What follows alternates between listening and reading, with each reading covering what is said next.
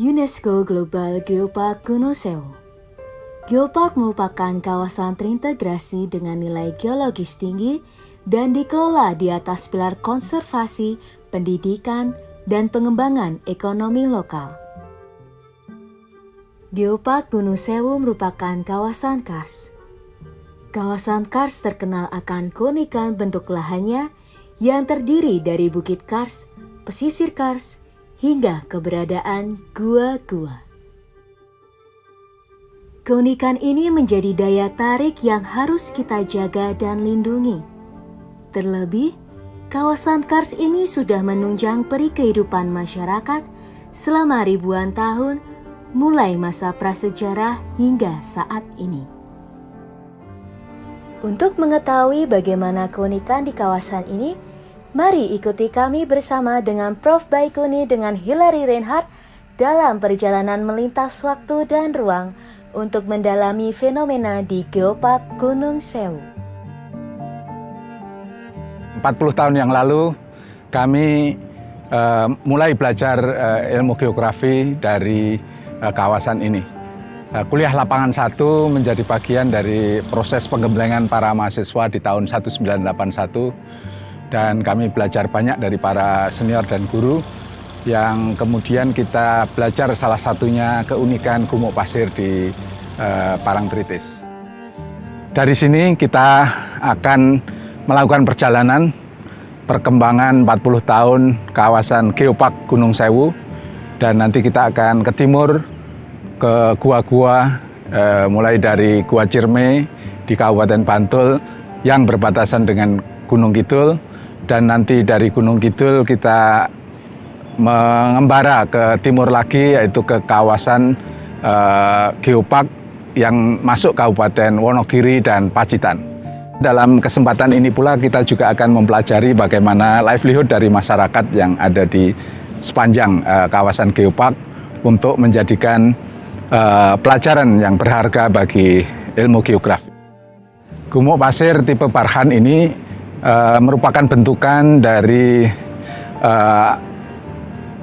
gelombang laut yang menghempaskan pasir ke darat dan kemudian terhempas dan terhembus oleh angin yang merupakan perpaduan antara landscape yang ada di escarpment di sebelah timur dan kemudian ke arah barat dan membentuk bentukan-bentukan gumuk pasir tipe Barhan ini.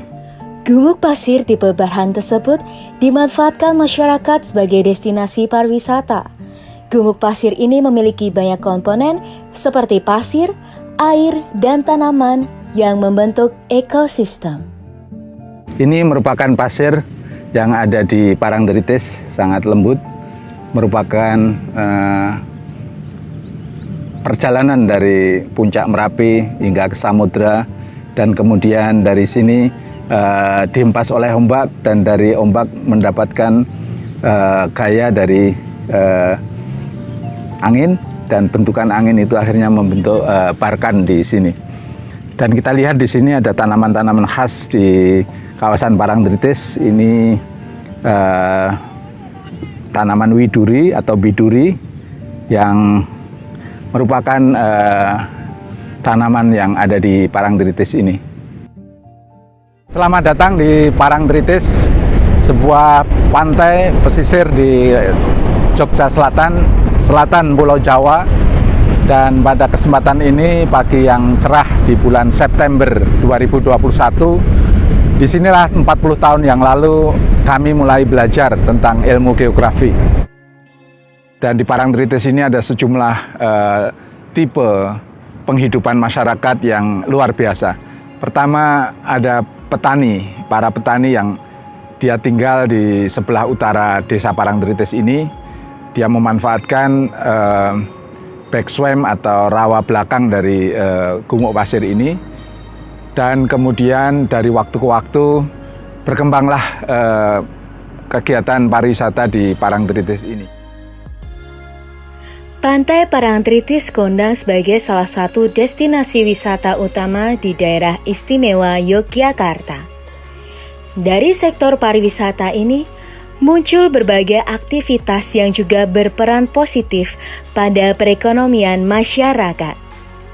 Di samping itu, pantai ini juga menyediakan sumber daya kelautan yang melimpah.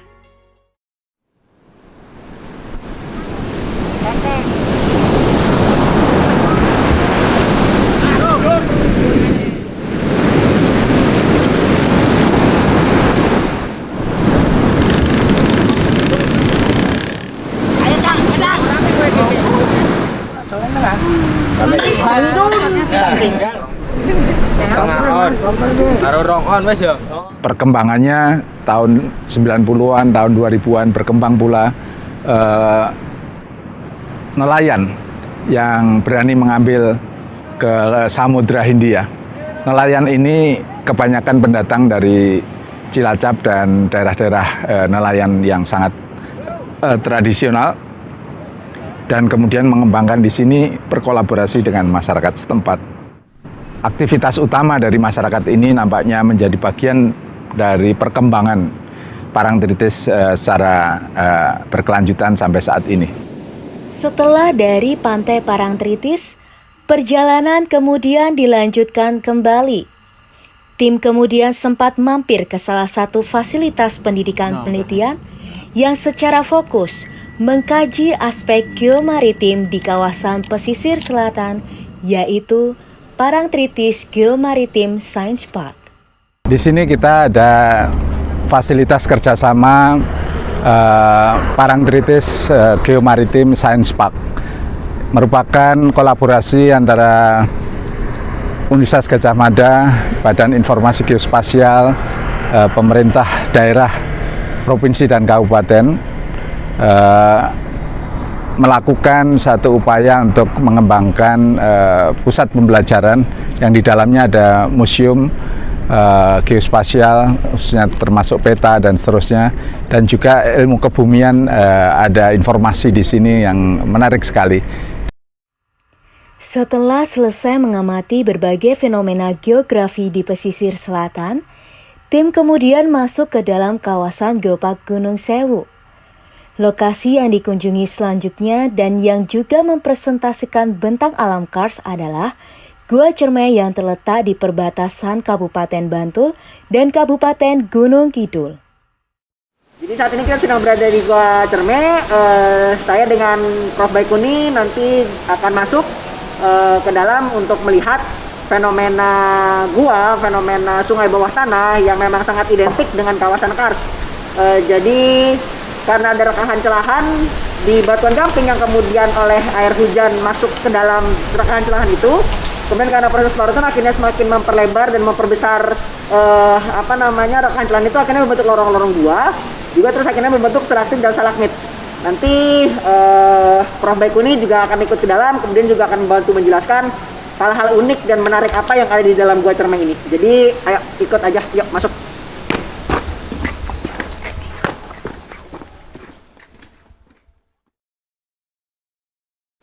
Marilah kita berdoa dulu sebelum masuk, dan kita mohon izin pada Yang Maha Kuasa untuk bisa selamat dilindungi dan kita mendapatkan ilmu pengetahuan ya. Baik, berdoa Al-Fatihah.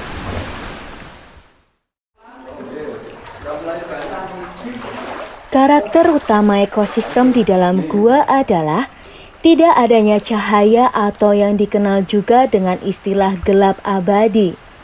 Di dalam Gua Cermai, tim menjumpai banyak bentukan ornamen-ornamen unik yang hanya bisa dijumpai di kawasan Kars.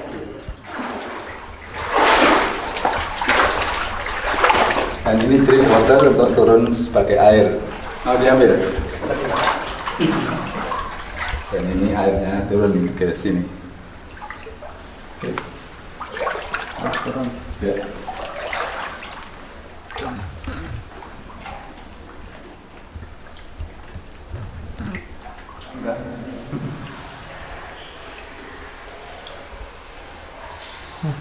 Di dalam kondisi gelap abadi tersebut, hewan-hewan seperti amblipigi yang ada di dalam gua kemudian beradaptasi dengan menghilangkan fungsi mata dan meningkatkan indera perasa atau peraba.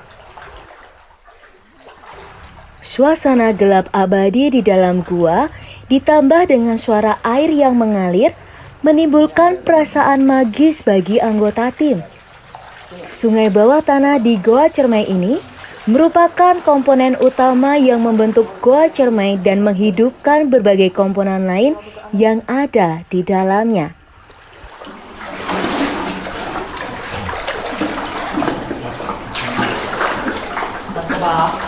Ya, ini mikro core dam yang kalau ada aliran masuk sungai ini.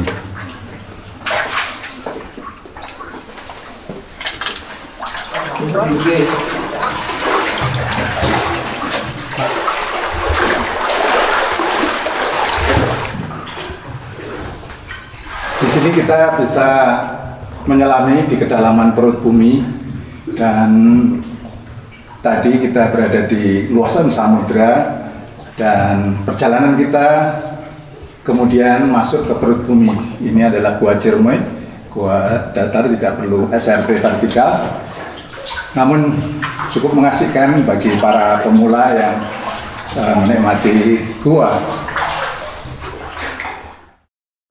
Kondisi batuan di dalam gua yang unik juga membuat banyak ornamen dapat menghasilkan suara-suara menarik.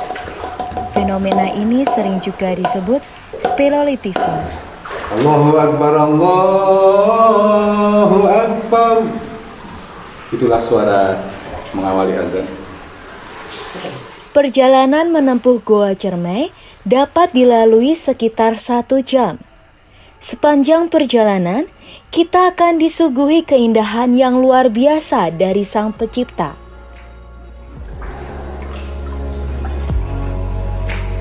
Ini mulut Gua Cermai yang kedua ya masnya ya. Kita keluar dari sini, kalau misalnya kita lihat guanya ini, bentukan entrance-nya ini adalah bentuk krek ya. Jadi ada kekar vertikal yang kemudian memotong batu gamping sehingga terus bentuk mulutnya itu kurus ya, lurus dari atas ke bawah. Seperti itu bisa kita lihat. Nah, ini terus menjadi jalur masuknya air. Dari dalam kan tadi kita lihat ada sungai bawah tanah. Nah, karena itu air masuk lewat celah batuan kemudian melarutkan sehingga terbentuklah sistem pergoaan Gua Cermai ini. Ilmu geografi mencoba memahami interaksi antar manusia dengan lingkungannya.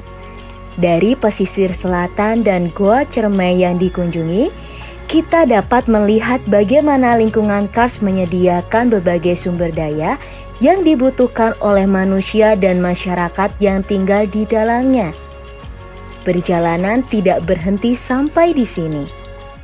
Selanjutnya, tim melanjutkan perjalanan jauh ke timur menuju Kabupaten Pacitan untuk mengunjungi salah satu situs prasejarah di Goa Songterus. Perjalanan ini akan dipandu langsung oleh Hilary Reinhardt dan menempuh jarak 100 km melalui Kabupaten Gunung Kidul dan Kabupaten Wonogiri dan melewati banyak zona-zona fisiografis seperti Cekungan Wonosari dan Cekungan Wonogiri sebelum akhirnya masuk kembali ke kawasan Kars Gunung Sewu.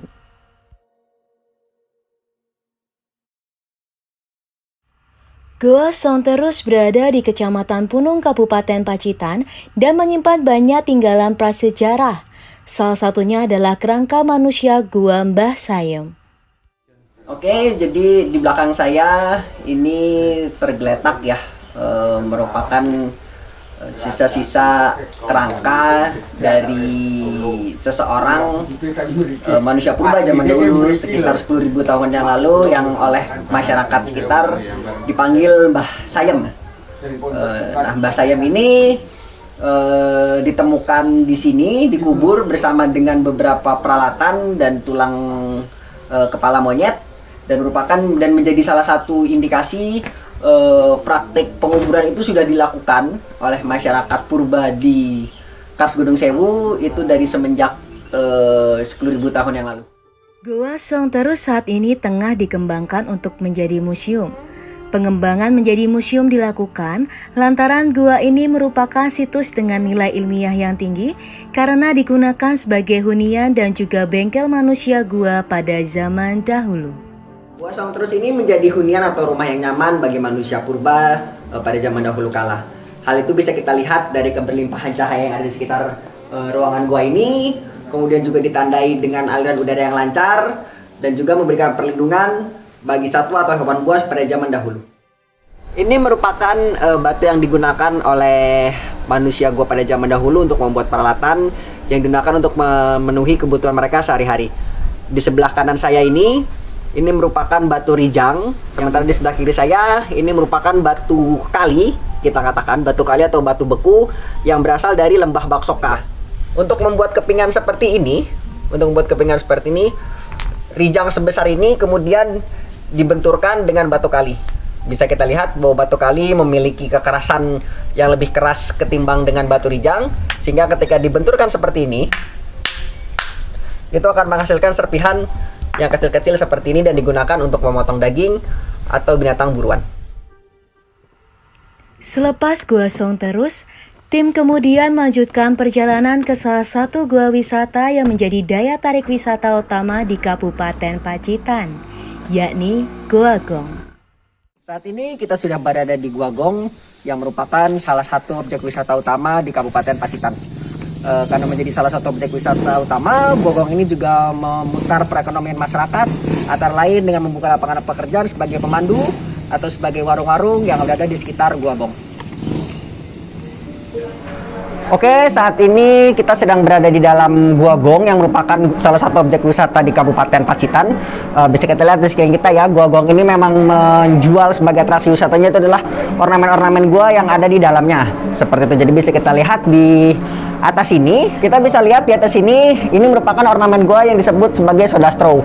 Soda straw ini merupakan cikal bakalnya stalaktit. Jadi karena tetesan air yang mengendap di langit-langit gua, nanti semakin lama tetesan air itu mengendap, nanti dia akan berkembang menjadi stalaktit.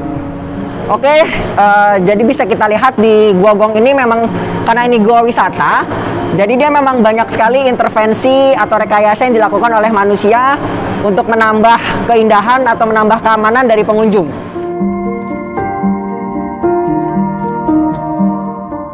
Penggunaan lampu seperti ini akan sangat membantu wisatawan untuk melihat kondisi di sekitarnya, karena memang secara natural atau secara alami kondisi gua ini adalah gelap abadi. Namun demikian kita bisa melihat dampak negatif yang ditimbulkan daripada lampu ini. Kalau misalnya kita melihat di situ ada hijau-hijau atau di situ tumbuh lumut, itu yang di dalam di dalam kajian ilmu perguruan itu disebut sebagai lampen flora. Jadi tanaman itu secara alami seharusnya tidak bisa tumbuh di iklim gua karena memang di sini tidak ada cahaya. Cuma karena ada intervensi lampu LED yang menimbulkan cahaya dan panas, sehingga tumbuhan dapat tumbuh di dalam sini. Jadi ada lumut seperti itu. Nah, lumut itu sebenarnya menimbulkan dampak yang negatif karena dia mempercepat pelapukan batuan dan juga menjadi tidak indah kelihatannya kalau misalnya di situ ada lumut, karena seharusnya tidak ada tanaman di dalam gua. Setelah dari Gua Gong, perjalanan kemudian dilanjutkan kembali.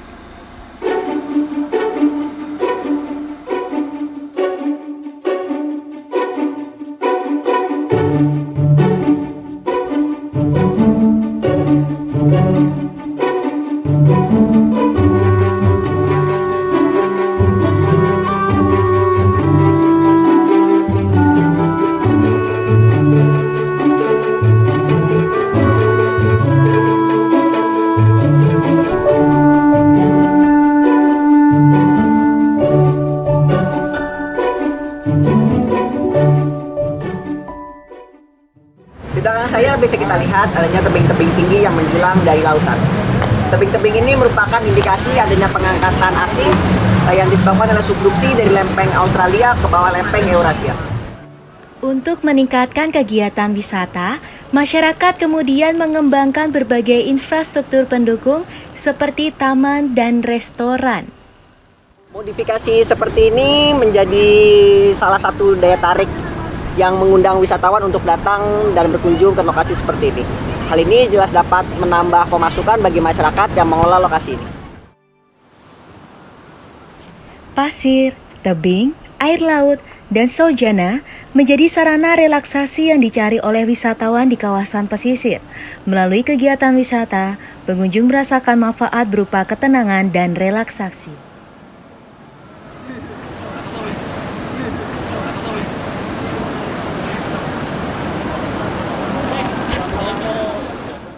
Perjalanan kemudian dilanjutkan kembali ke Museum Kars sebagai perwujudan pilar edukasi di Geopark Gunung Sewu.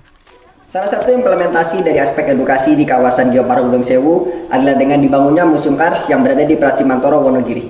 Museum ini juga dikunjungi oleh banyak wisatawan dan banyak pengunjung yang berasal dari berbagai macam kalangan, utamanya murid-murid sekolah dasar, sekolah menengah pertama atau sekolah menengah atas yang ingin belajar mengenai kawasan Kars yang ada di Indonesia. Edukasi menjadi penting untuk meningkatkan kesadaran, untuk menjaga, melindungi, dan melestarikan warisan-warisan geologi yang ada di sekitar kita seperti kawasan Kars.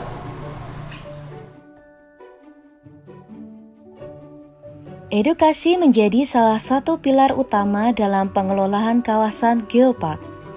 Bersama-sama dengan pilar lainnya, yakni konservasi dan pengembangan ekonomi masyarakat, diharapkan kawasan Geopark Kars Gunung Sewu tetap lestari dan memberi manfaat bagi seluruh masyarakat dan kalangan. Dengan demikian, kita sudah sampai di penghujung perjalanan ini. Berakhirlah kunjungan kita di Museum Kars. Di kehijauan perbukitan Gunung Sewu di saat ini memang berbeda dengan 40 tahun yang lalu. Satu perkembangan yang menunjukkan perbaikan di sisi pengelolaan lahan yang dulu kita kenal Gunung Kidul, Gunung Sewu ini merupakan daerah tandus, kini telah menghijau. Dan juga infrastruktur yang sangat lebih baik dari sebelumnya. Ekonomi kreatif, ekonomi masyarakat berkembang, dan ini tidak lepas dari juga perkembangan pariwisata yang akhir-akhir ini menjadi penggerak pembangunan daerah. Banyak sekali wisatawan dari berbagai penjuru tanah air untuk melihat dan juga beberapa wisatawan internasional. Kita melihat kawasan Geopark Gunung Sewu menjadi bagian penting di dalam mengembangkan wilayah dan mesejahterakan masyarakat serta melestarikan lingkungan hidup. Untuk itu, kedepannya kita berharap kawasan ini tetap berkelanjutan dengan mempertahankan keanekaragaman ekosistem, kearifan sosial budaya masyarakat serta ekonomi yang bisa mensejahterakan. Sampai jumpa di seri-seri berikutnya. Terima kasih. Bye.